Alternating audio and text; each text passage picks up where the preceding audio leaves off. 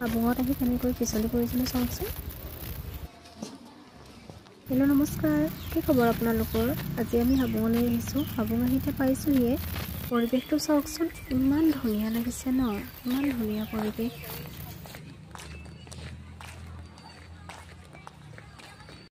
এনে সন্মুখৰ গেটখন বন্ধ কৰি থোৱা হৈছিল, কিয় বা বন্ধ কৰি থোৱা হৈছিল নাজানো। আমি ছাইডৰ ফালেদি সোমাই গ'লোঁ ধুনীয়াকৈ। চাওকচোন ভিতৰৰ পৰিৱেশটো ইমান ধুনীয়া লাগিছে ন। আগতে কিন্তু ভক্তৰ বহুত সমাগম হৈ থাকে, আজি বৰ বেছি মানুহ নাই বাৰু। সোনকালে হ'ল, সেইকাৰণে আমি ধুনীয়াকৈ ধূপচাকি জ্বলালোঁ, জ্বলাই সেৱা কৰি আহিছোঁ আৰু মানে তাতে বৰষুণৰ কাৰণে পৰি পিনি পিছল হৈ আছিলে। চাওকচোন কেনেকৈ পৰিব লৈছিলোঁ। আমাৰ ঘৰৰ পৰা ওলাই যোৱা যিহেতু দেৰি হ'ল, সেইকাৰণে আমি তাতে বেছি সময় নকৰি সোনকালে ওলাই আহিলোঁ। আকৌ গৈ খৰধৰকৈ খানা পাতিছোঁগৈ, সোনকালে বনাই মেলি খাই যাওঁ বুলিহে। মই মাংস টেষ্ট কৰি আছোঁ দেই।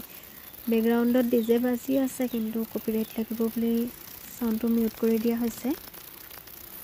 বনাই মেলি হ'ল, ধুনীয়াকৈ খালোঁ। গোটেইখনে খাই বৈ অহা